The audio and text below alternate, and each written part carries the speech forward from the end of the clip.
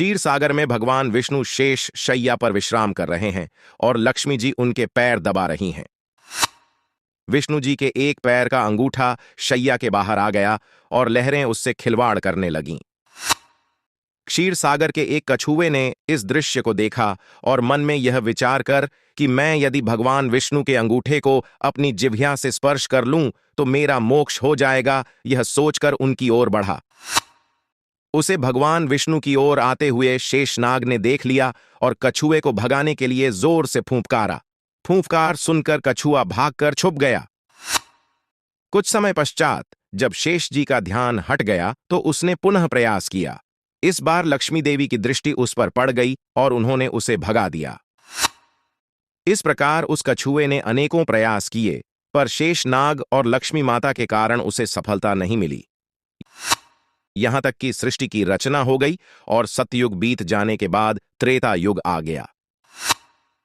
इस मध्य उस कछुए ने अनेक बार अनेक योनियों में जन्म लिया और प्रत्येक जन्म में भगवान की प्राप्ति का प्रयत्न करता रहा। अपने तपोबल से उसने दिव्य दृष्टि को प्राप्त कर लिया था। कछुए को पता था कि त्रेता युग में वही क्षीर सागर में शयन करने वाले विष्णु राम का और वही शेषनाग लक्ष्मण का वही लक्ष्मी देवी सीता के रूप में अवतरित होंगे तथा वनवास के समय उन्हें गंगा पार उतरने की आवश्यकता पड़ेगी। इसीलिए वह भी केवट बनकर वहां आ गया था। एक युग से भी अधिक काल तक तपस्या करने के कारण उसने प्रभु के सारे मर्म जान लिए थे। इसीलिए उसने राम जी से कहा था कि मैं आपका मर्म जानता हूं।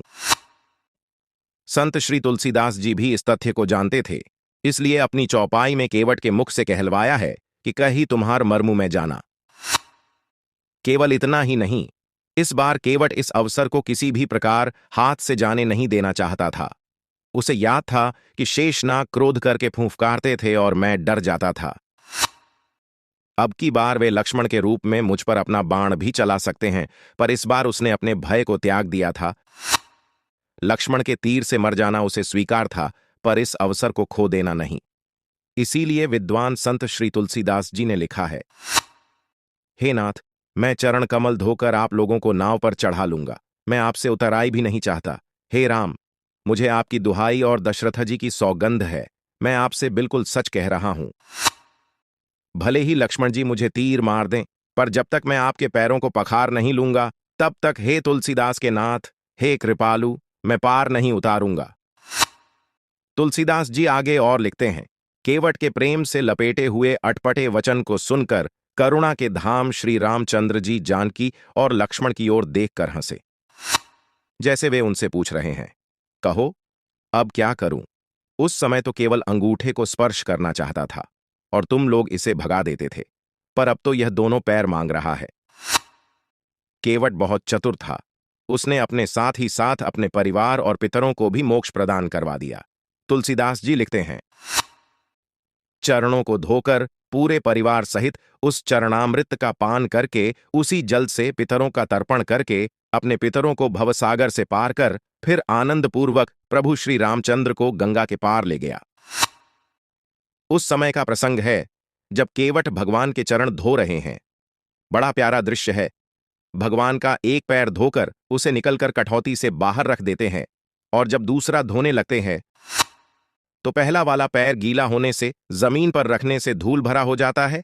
केवट दूसरा पैर बाहर रखते हैं, फिर पहले वाले को धोते हैं। एक एक पैर को 7-7 बार धोते हैं।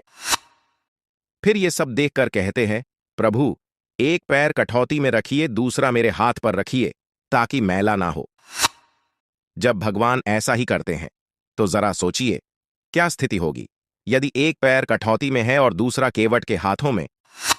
भगवान दोनों पैरों से खड़े नहीं हो पाते, बोले, केवट मैं गिर जाऊंगा। केवट बोला, चिंता क्यों करते हो भगवान, दोनों हाथों को मेरे सिर पर रखकर खड़े हो जाइए, फिर नहीं गिरेंगे। जैसे कोई छोटा बच्चा है, जब उसकी मां उसे स्नान कराती है तो बच्चा मां के सिर पर हाथ रखकर खड़ा हो जाता है। भगवान भी आज वैसे ही खड़े हैं।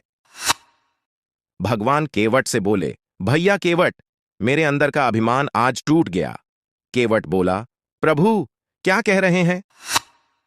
भगवान बोले, सच कह रहा हूं केवट, अभी तक मेरे अंदर अभिमान था कि मैं भक्तों को गिरने से बचाता हूं, पर आज पता चला कि भक्त भी भगवान को गिरने से बचाता है। जय राम जी की।